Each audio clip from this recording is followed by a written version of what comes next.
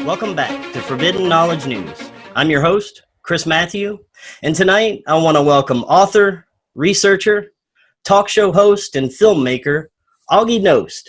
How you doing tonight, Aage? Doing wonderful. Must be wonderful. Nobody's complaining, so I claim that. That's excellent. I'm doing well myself. And you pretty much research every topic and more that I cover on my show. So you have a broad range of topics that we're going to be talking about tonight. I'm very excited about that. But before we get into any of that, you have a very interesting background. So let's start with that. Let's start with your background and then what got you started doing some of this research. I guess I was born and raised in Europe, in Northern Europe, in Norway, and long time ago. And I grew up on a farm. I went to agricultural college and became an agronomist. And of course, I'm supposed to take over the farm. And I figured that out that it really wasn't what I wanted to do. So at the age of 25, I left Norway and come to the United States to become a commercial pilot. And did that, got all my certificates and ratings and so on. And 3 years later, after I got here, me and a partner started a flight school, and that grew into an international air taxi and an air carrier.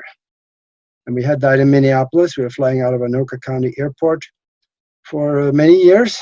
And after flying for 23 years, in and out of freezing mud and thunderstorms, you kind of wear out after a while. And I did. So I quit doing that, and I started doing other things like mind development and research into the paranormal, which I actually started back in Europe when I was probably around 10, 12. But I continued, and I spent 1 year actually, which I really have to mention that because they made such an impact on me, and that is that I traveled around the country, taught a mind development course. And it's what's called now ZOX Pro, ZOXPRO, where we taught people anything from photographic memory to how to read and assimilate information out of a book at 95%. About 50 to 100,000 words per minute with 95% retention. And this is something that I learned a lot that year. I probably read over 1,000 books that year. And it was so much fun, and it was so much rewards from helping people that came into the class with dyslexics. They couldn't hardly read at all. A week later, evening classes, a week later, they were reading by the rest of them at 75,000 words a minute. So they were so important to my further development. That's why I'm mentioning it. And of course, I moved from Omaha, Nebraska, down to Tucson, Arizona in 1999. And 3 months later, I ended up with a radio show, and they talked me into getting on the ballot and running for Congress. And that was probably a bad move because politics is not necessarily the most positive arena in the world. And of course, I made a lot of enemies from exposing fraud and wrongdoings by government. So that went down the wrong direction too. But I've done a lot of radio shows, and I was hosting and producing 2 TV shows in Tucson for 6 years. And I don't know, it's just, here I am, it's just, the show goes on. Yes, and one thing I consider you a true fighter for our freedom is you were actually arrested, and the reason I think is just so admirable. I'd like you to tell the story about how that happened. Oh boy, let's see. There's an old saying, true freedom fighters, they go to jail once in a while. And they do. Because when I was in Tucson, started in 1999, and got on the ballot, I had a radio station. Me and 2 other guys had a radio station here, and we was mostly talk radio, and we were educating people on the law and our rights the Constitution, and all the ills that government does. And of course, that didn't go over too well at City Hall, so I got on their, excuse my language, shit list. And then when I got on the ballot and ran for Congress, I was, every time my opponent, the incumbent senator, opened his mouth, they usually lie about things, and I jumped on top of that and exposed the fraud and his lies, and that didn't go over too well either. So I was doing 2 TV shows at the time, and they wanted me off the air really bad because I was exposing them. I guess And so. yeah, we had 500,000 people watching the show every week. And, that was bad publicity for them. So that didn't go over too well. Anyway, they were looking for an opportunity to get me somehow. And at one point, it was a friend of mine. He was about to lose 5 properties. The city was going after him because they wanted the properties. And he was defending that. And he wasn't doing too well. So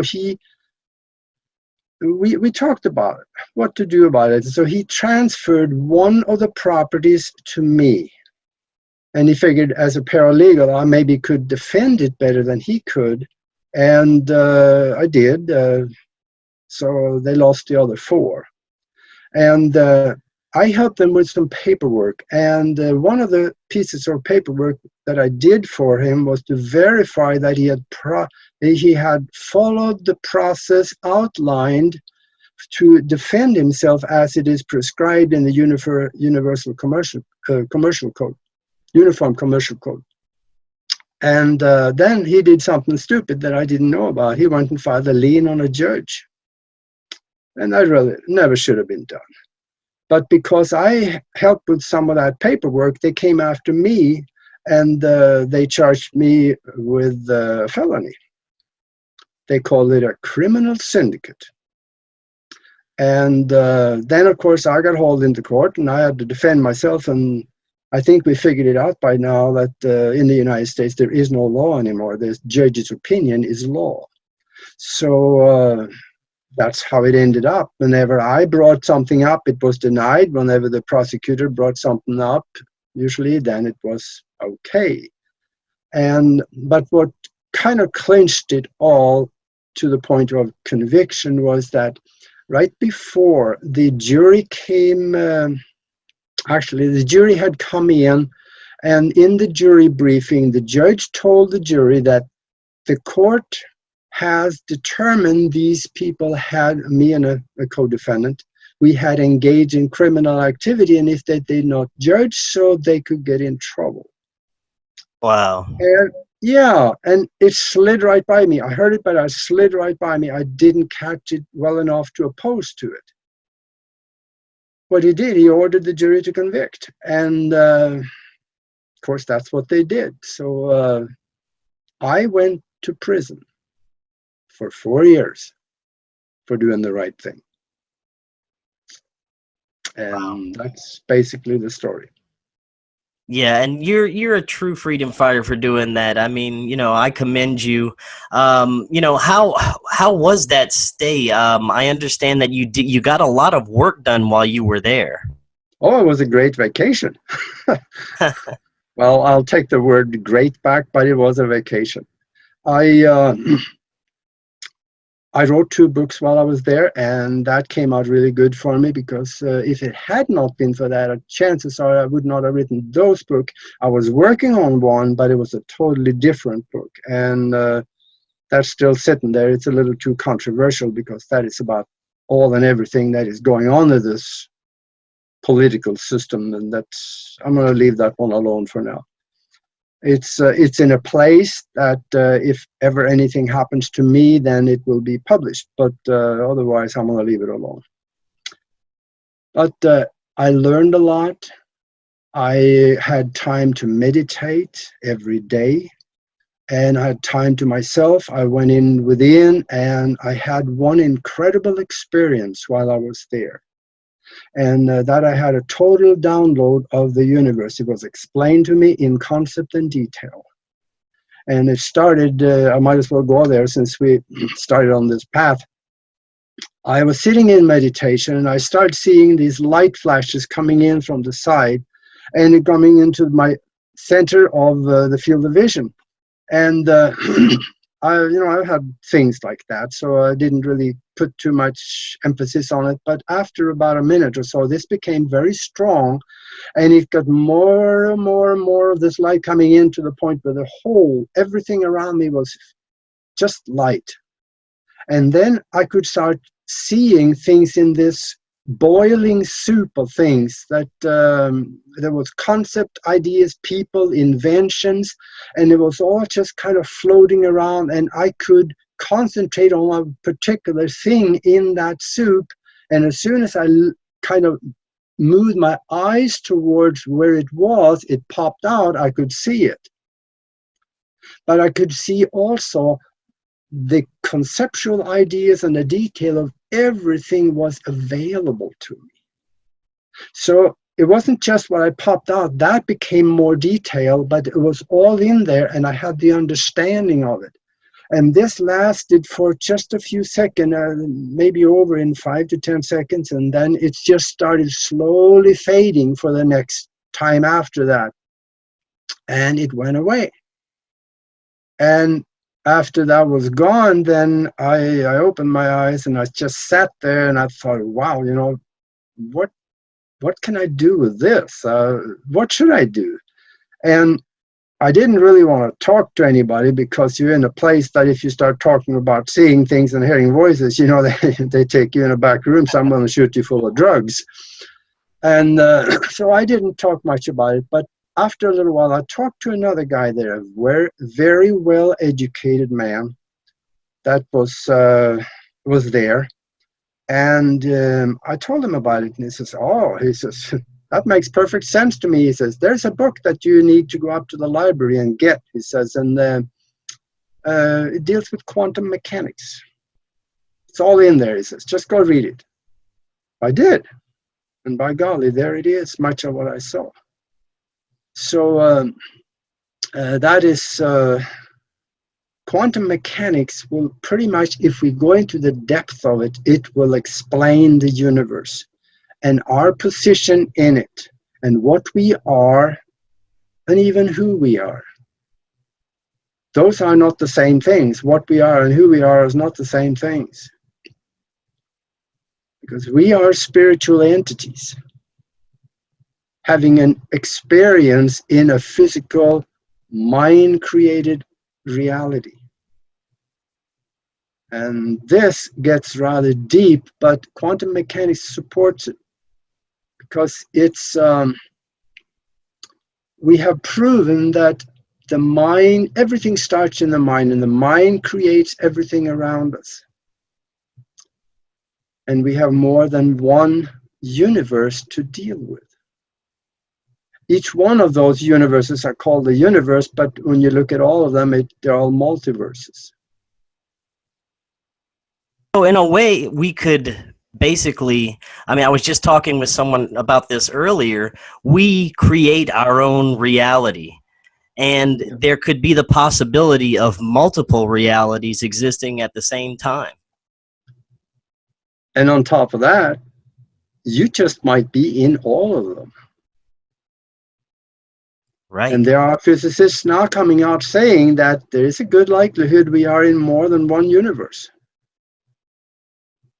They can see it in the formula, in the equations, because they see the similarity. If they go down two paths using the same equations, then they can see the similarities in those two universes. So there is very likely that we are in more than one. Even Stephen Hawking said that he could prove on the blackboard, I think he said at least 9 or 10. And if you can go that far, all you have to do is to extend the equation, and you can go down as far as you can. Yes, it's fascinating. And, along those same lines, there's so much more to human consciousness than they'd ever want us to know. I mean, we have the capabilities to heal our own bodies, and the powers of our consciousness could unlock things, potential powers that we never thought we had. Yeah, and if we look at that, actually what you said is based on a presumption that we are real. Maybe we're not. Could it be that we are just a mind-created illusion off of the mind behind it all that is projected outwards and given the same kind of value as you have if you are under a hypnotic trance? I love this scenario. Let me run this one by you. I'm a hypnotist, and let's say that I put you in a soft chair and talk to you for 15 minutes, and I tell you that when you wake up, you're going to see an elephant standing next to you in the room. I snap my finger and bring you back out, and you look around, you're going to see that elephant. It's right there. You can reach out and you can touch the snout on. You can feel the rough skin on the snout. You can hear him breathing. But I can't see the elephant because there's no elephant there. So what happened to your real world? Right. Did it go away? Yes, it's all in our perception. And, you know, that being said, we could create our own reality, either positive or negative, based on how we're viewing it. Wouldn't you agree? Absolutely.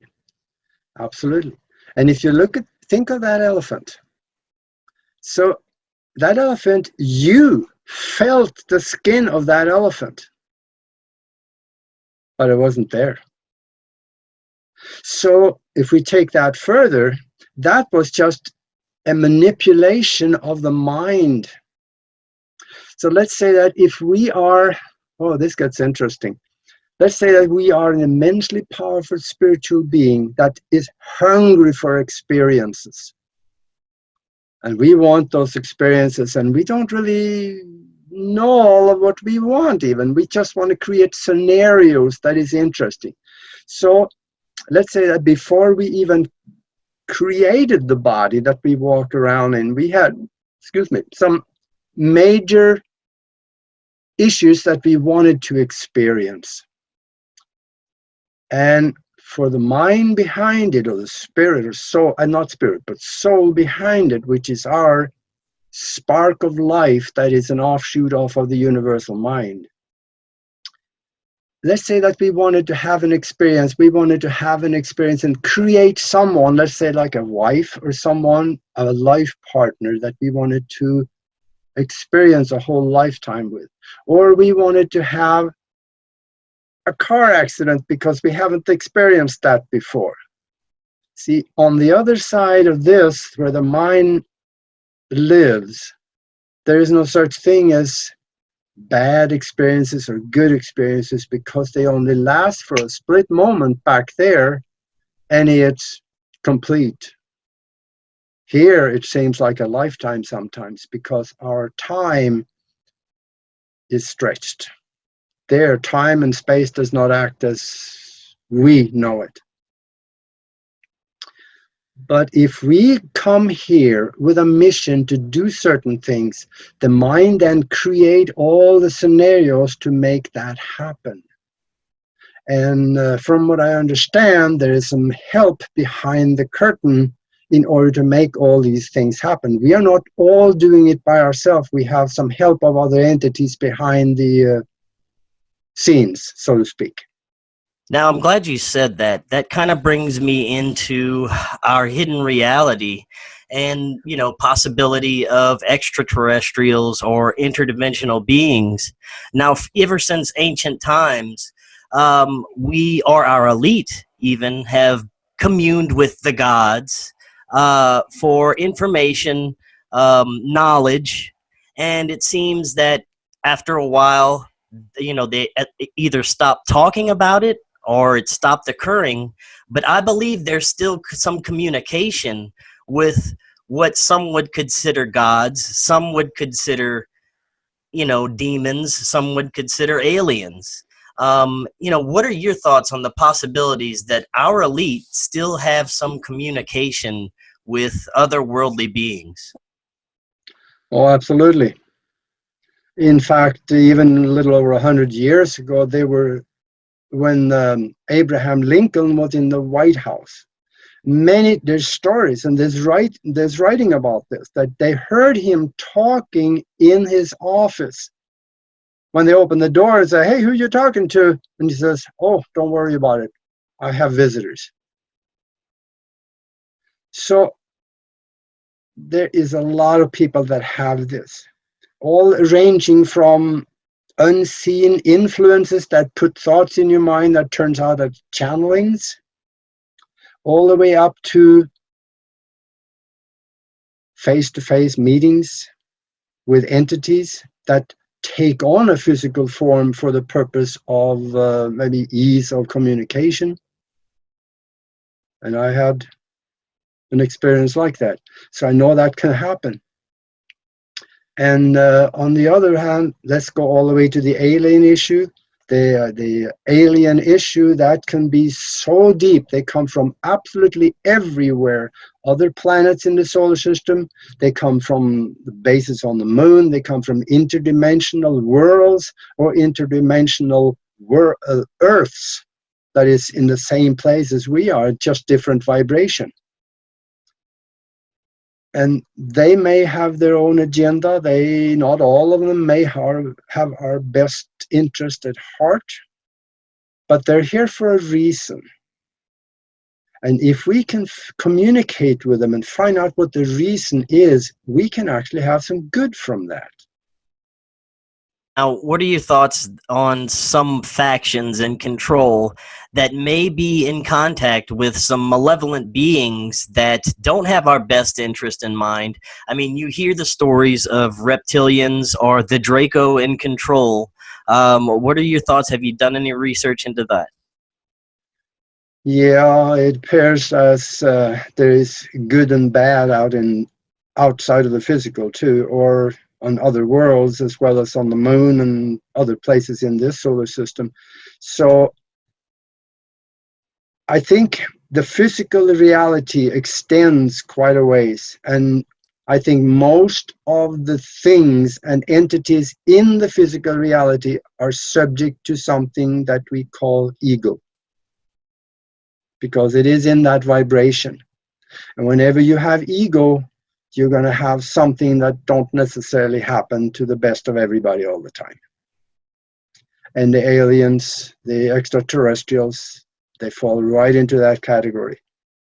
Even if they are in a higher spiritual arena, when they come here, they may take on the physical form and possibly for a short period of time be subject to that vibration.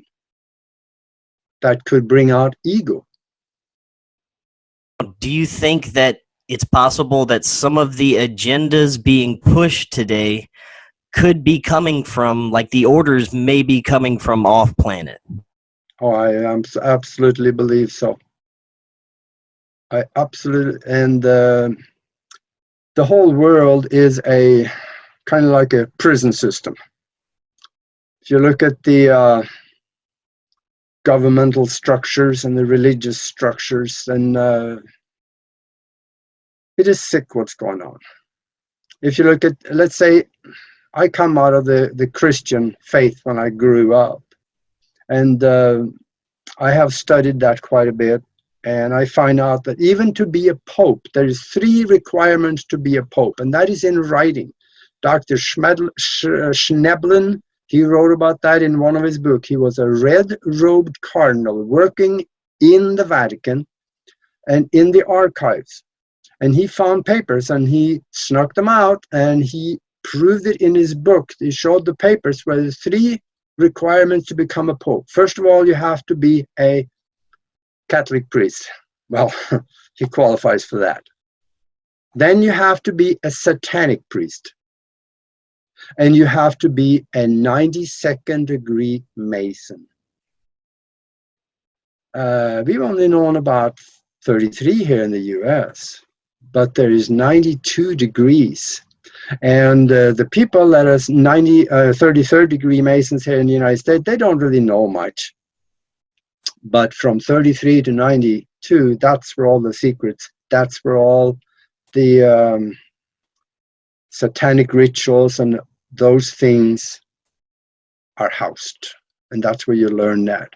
And that opened up doorway into other realities where they get counsel, especially on control and things like that, so they can stay in power, because the power structure here feeds what's outside, the mind of what's outside in those vibrations.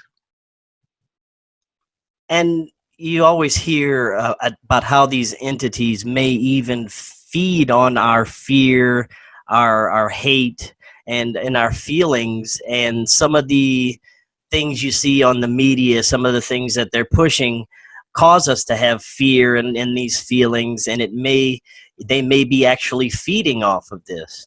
Yeah. Oh, absolutely. And that's even the more day-to-day abduction incidents that a lot of people have. They're also subject to their fear. Sometimes feed also the mind of the abductors. So I think that it's a big reason why the control of what's going on this planet comes from above, or not necessarily above, but from a higher vibration. Even though it is a negative one, it's a higher one than us. Now, you hear also about forced depopulation. We heard of Agenda 2020 and now Agenda 2030. I see how they are definitely trying to poison us with the food we're drinking, food we're eating, and the water we're drinking. Basically everything, the air we're breathing. They're trying to dumb down our children with the programming on TV. I mean, I see the agendas there. Is this something that you've noticed along the way? Yeah. And the Agenda 21 or Agenda 30 now, 3030,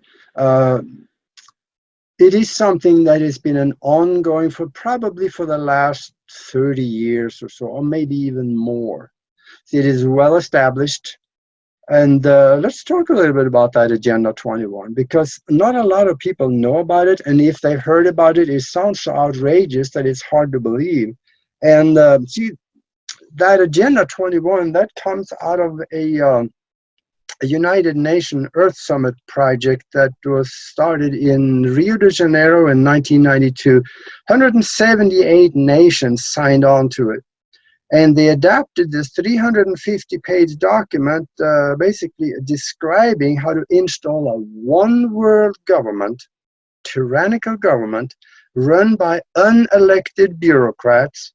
And they set down rules for you to live by, and they will be micromanaging everybody's life. And this is what they agreed on. They said that this was necessary. And they also go a little further back than that, actually, not further back, but just 2 years later, I think it was, 1994, they also had the International Conference on Population in Cairo, Egypt. They realized that, or they said that Earth population is out of control, it must be curtailed, and they said that on Earth, we have an ideal population of 800,000 people, and we must use all measure to reach that level by 2021. All measure. How far does that go? It makes you wonder if possibly the rollout of 5G may have something to do with this. Oh, absolutely, yeah. Your thoughts and on that? Yes, absolutely. And I tell you, it goes further than that. To get politicians to do some of what we consider stupid things they're doing. See, a lot of these people, they're intelligent, they're highly educated, but they still do stupid things. what we consider stupid, but to them it makes perfect sense. And if you ask any futurist will tell you that by the time we get to 2030, maybe 2040, well over half the jobs in the world are going to be done by robots. What in the world do you need people for? And in their spiritless, lifeless thinking, let's kill them. Let's get rid of them. And they've been working on this project for quite a while. So they're deeply in it. In fact, it is implemented all the way down into the local communities very often. And it's camouflaged as sustainable development and environmental programs. That's when they start hurting people. Oh, don't hurt the environment out there. Come to the city. Here's where we're going to all house you. And eventually they'll probably build a wall around it and make sure that you don't go anywhere. But this is an ongoing program, and they've been trying. They started back in the 70s probably with the AIDS virus. That was a maybe for another reason. According to what has come out, that was tested in the gay community in San Francisco and also in New York and in Haiti, and where they wanted to see how it would fly. Well, it flopped. The SARS virus in the Far East, that flopped. A lot of these things that they have, new diseases that they have created, flopped on them. And now testing them. Yeah, they're just testing stuff, see it, it's like throw mud on the wall and something's going to stick, right? So they keep doing these. And I would say the chemtrails, it is obvious it has a different reason than what we are told. The Air Force now has come out and admitted, and so has NASA, that yes, we are doing this spraying up there in the higher atmosphere to get the sunlight to reflect off into space so it wouldn't be as warm here. The temperature would not go up as fast. Well, have they ever heard about the greenhouse effect? That is, see, a photon particle. The photon has two particles to it. One of them is the energy particle, and then you have the light particle. When the photon comes in and hits something, it breaks up. The energy particle have more mass, it passes through, but the light particle bounces off. So when the energy particle passes through, that's the one particle that makes your car hot in the summertime. But you don't have any more light in the car. It's the same light because the light has bounced off the roof, but the energy particle gets stuck in the car. Same thing with the atmosphere around Earth. The energy particle comes through. What they're doing up there makes absolutely no difference. And they know that. They're not stupid people. But the reason for doing it is because of all the other stuff, all the chemicals. They have disease, cancer microbes. They got all kinds of goofy stuff in that sprayer. Yeah, we're basically an experiment down here for them to spray whatever they feel like on us. Yeah, and we have seen there's been done tests on some of the things, these kind of like little feathers that come down out of the sky, and they've been taken to the lab and they've been looking at it, and there's really nasty stuff, neurotoxins and bacteria or virus. That's actually not bacteria so much, but virus. Now, I believe that another big part of this is the censorship we're seeing now, especially amongst our community, what they call conspiracy channels, conspiracy sites. They took out Alex Jones. I think they're making it harder for information that we're talking about to be heard, so they can just make it easier to get their agenda going. What are your thoughts on that? Oh, we can see it everywhere. The really big freedom fighters on the internet, they're starting to get problems. And I think that, even talking about this here now, there's very good likelihood that even this show will be defunded. So we don't really know what they do, and they have total power over what the people going and placing videos on the internet do. So I don't know. That's just something that something has to break. But all the really rough stuff that is happening out there, and even the Georgia Guidestone, they talk about 500,000 people by I don't. It's written in many different languages, and I don't know what the date says on that, but 2030 maybe. But there is a remedy. And it's not going to come from people throwing their shotguns in the back of the pickup truck and driving to Washington. It's not going to do it, because the beast have bigger guns than the people does. But there is one weapon the people can use, and that is one that really cannot be stopped, and that is the human mind. We saw an example of that. One quick one, the last presidential election, people were sick of all the corruption, so they brought somebody else in. And another example of that was some 20-some years ago when there had been drought in Texas. I'm mentioning that because I was part of it. There's been so much drought, hasn't rained for 3 to 4 months in Texas, and there were total drought everywhere. Cattle was dying. Cities and small towns were running out of water. And Art Bell, on his radio show Coast to Coast AM, he got on the air and asked all the listeners to visualize rain over Texas. All that late that night, and the next day there were thunderstorms all over Texas. And the weather forecasters came out and said, gee, we're dumbfounded. There were no moisture in the computer models anywhere that could create this rain, but it did. They didn't understand it. Well, I did, because we, several million listeners, we reached into that universal consciousness, and we created that environment for the rain to happen. That's the power of the mind. Yeah, that's amazing. And we can use that same system now.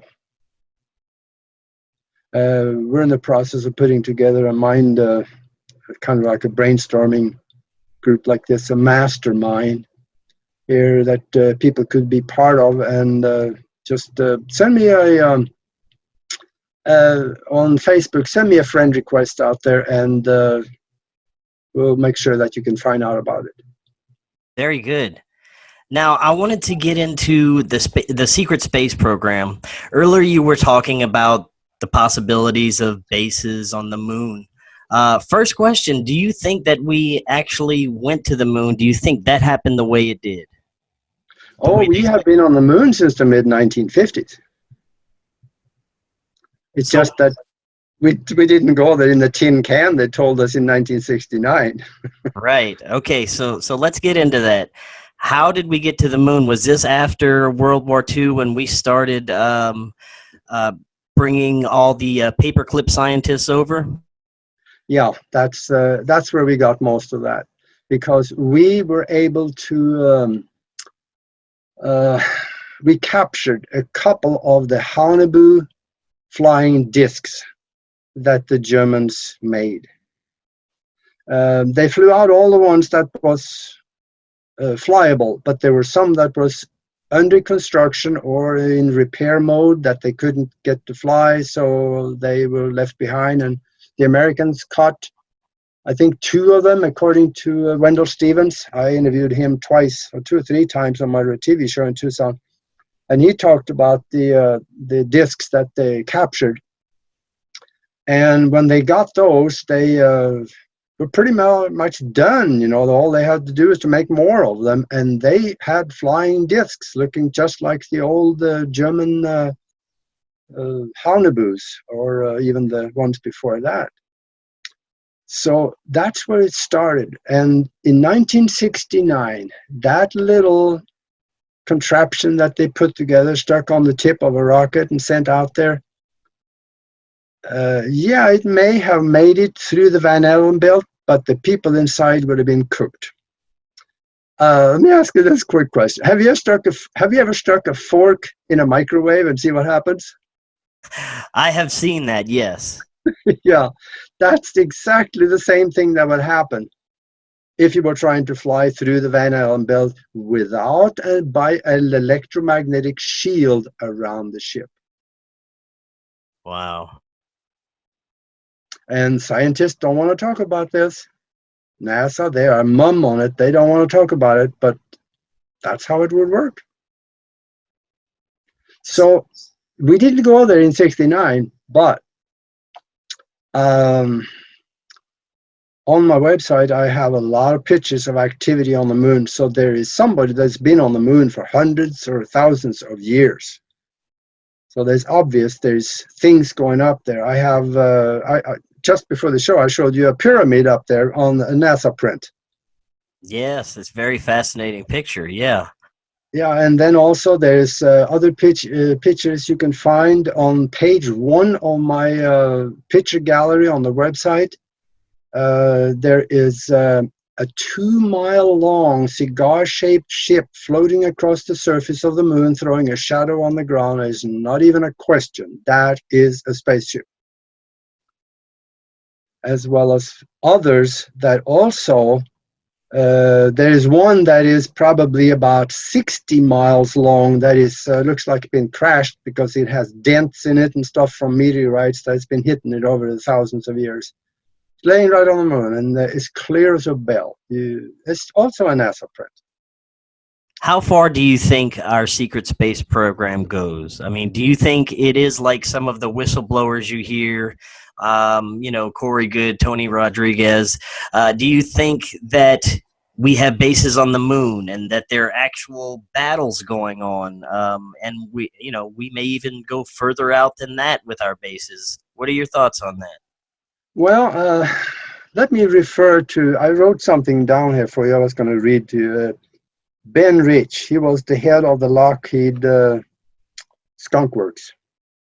And he said, and I want to quote this, that's why I wrote it down: "We already have the means to travel among the stars, but these technologies are locked up in black projects, and it would take an act of God to ever get them out to benefit humanity. Anything you can imagine, we already know how to do." And he also said, "We have the technology to take ET home, and it will not take a life," he meant lifetime, "to do it. There is an error in the equations, and we know what it is." And that opens up the door to absolutely anything that we can think of is possible.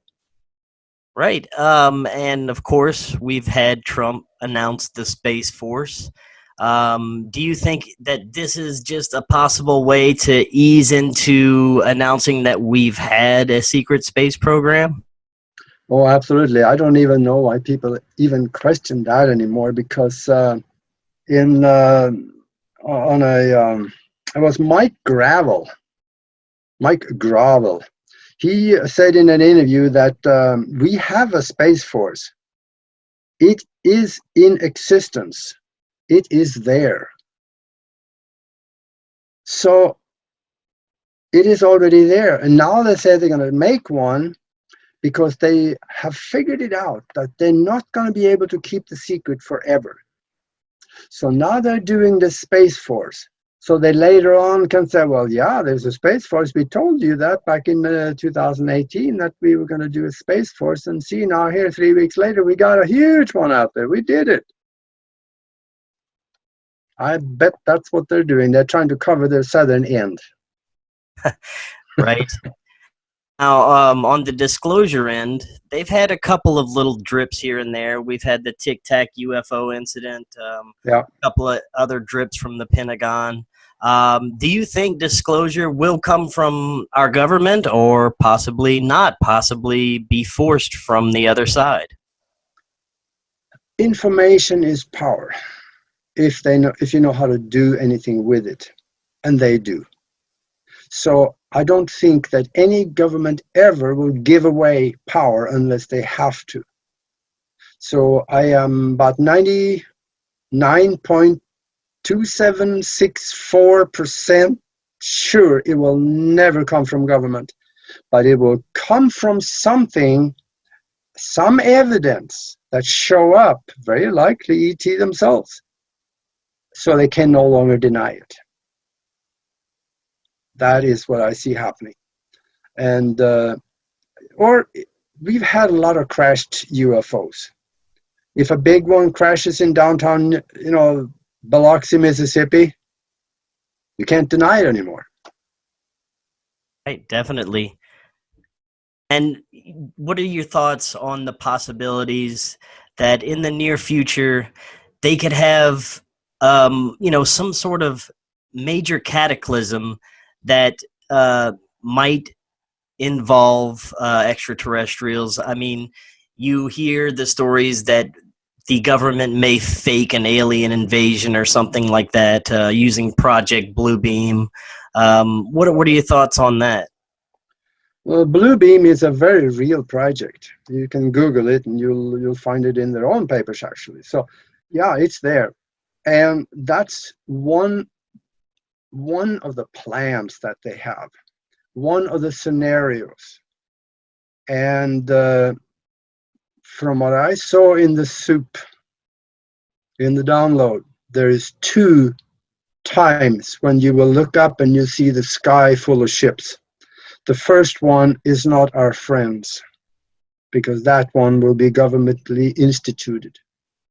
The second one will be our friends, because they are there to set things right, because they realize that, well, okay, the people now have seen the discs, they know that something is here, so now we can come. And they come and clean it up, more or less. So a few decades from now, a decade from now, a few years from now, maybe a year or 2 from now, there will be common knowledge that we have friends in space. Very interesting. That would be fascinating if that happens. Oh, Now, yeah. for the last few minutes, I'd like to talk about the powers of our consciousness as it relates to our health. And, you were talking to me about the possibilities of age reversal. So talk about your research into that. Well, I fig. This is not just me that's saying this. The aging process can be reversed. And the thing about it is that if you go to the Nobel Committee's website, go to 2009, scroll down to medical submissions, and read it.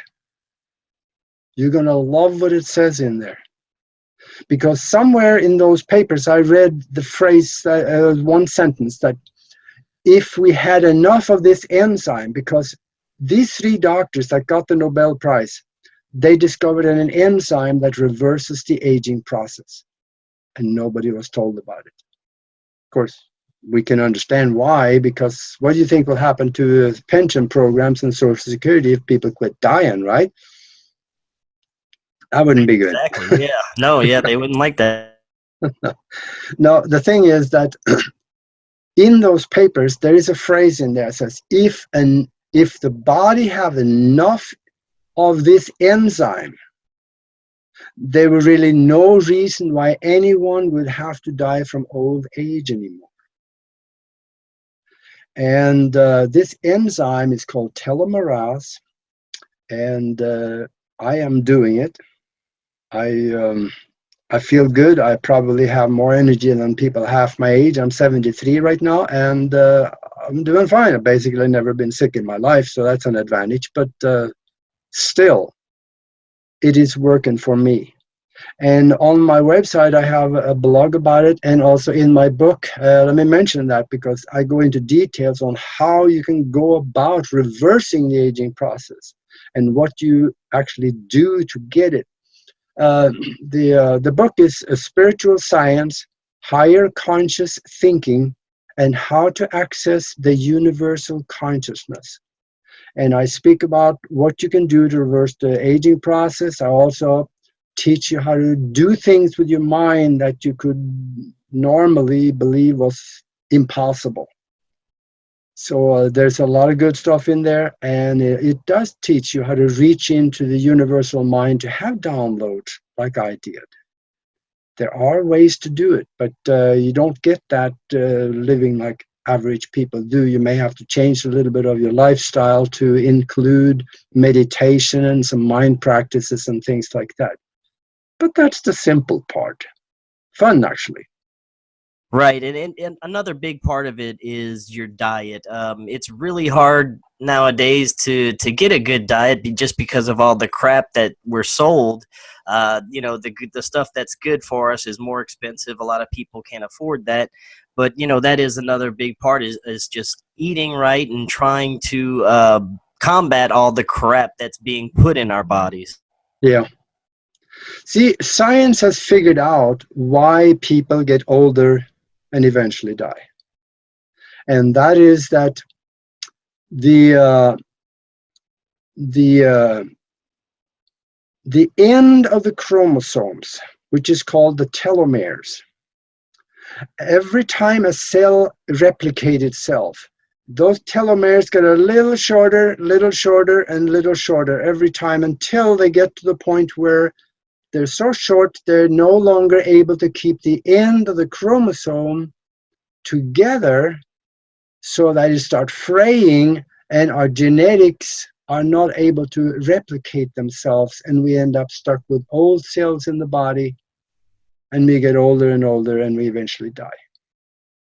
If we have enough of this enzyme, then the telomeres will not get shorter, so the chromosomes will stay together, the cells will be able to replicate themselves, and we don't necessarily have to be older. One more thing there is that there's two ways to do it. There is a pharmaceutical for it that is called TA-65. I think it'll set you back about anything from $400 to $600 a month. I haven't checked for probably a couple of years or so, but I know back then it was for sale for $400 a month. For $400 a month, yeah. And it's a pharmaceutical. And some people say it works, and some people say they don't get any effect from it. I'm doing it the cheap way. And that is using the same kind of method as a man I found. He was 256 years old when he died from an accident. Li Xingyuan in China. He was a martial art instructor for the army, and he was an herbalist and a local spiritual teacher. And he had 20 wives and 21 wives, and I think he had something like 200 children and grandchildren throughout his life. And the government verified his age.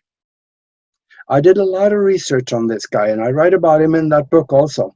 And I found out what he ate.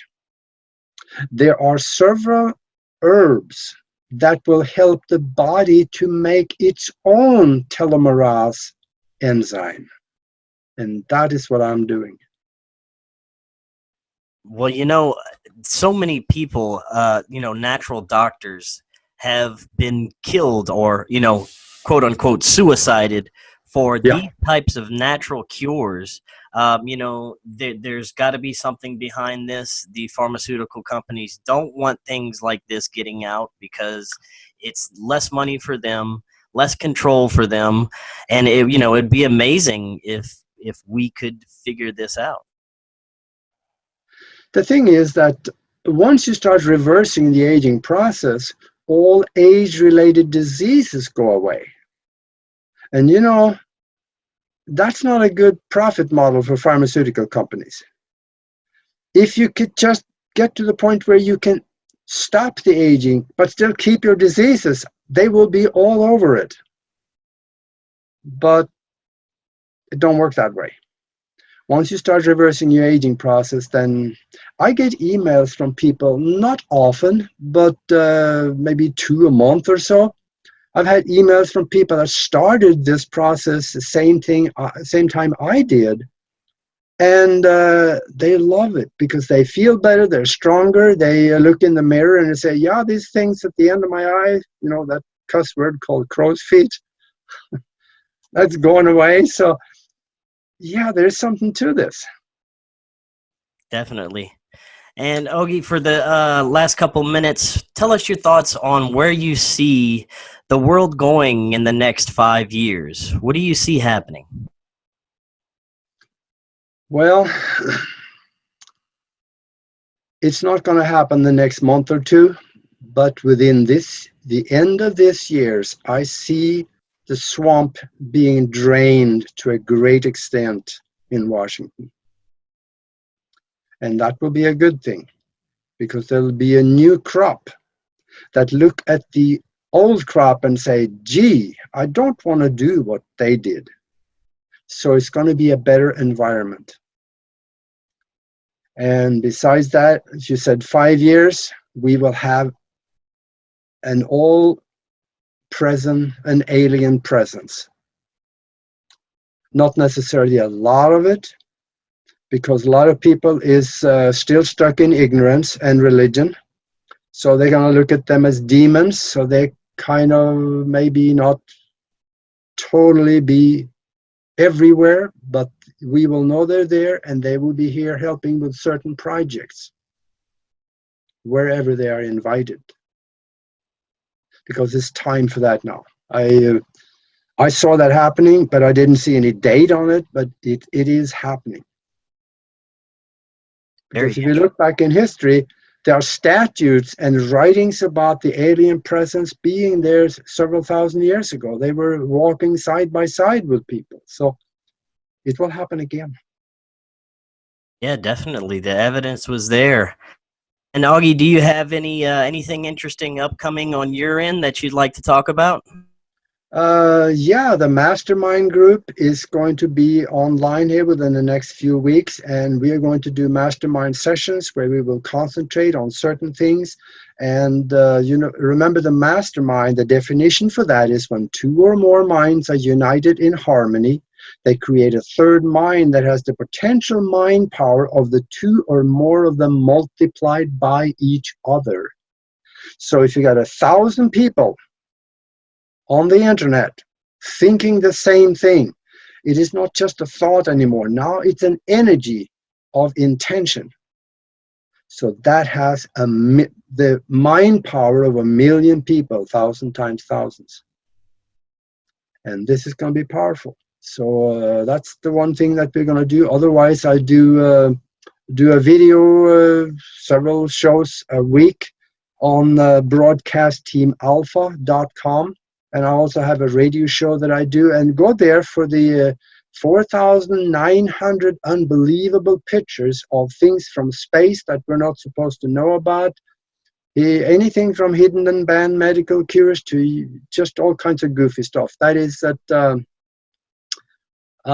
easier way to do that would be at www.universal-consciousness-show.com.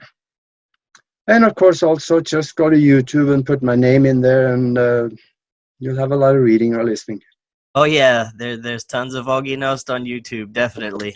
And I want to thank you so much for coming on tonight. That was a fantastic conversation, and I'll definitely have to have you back on.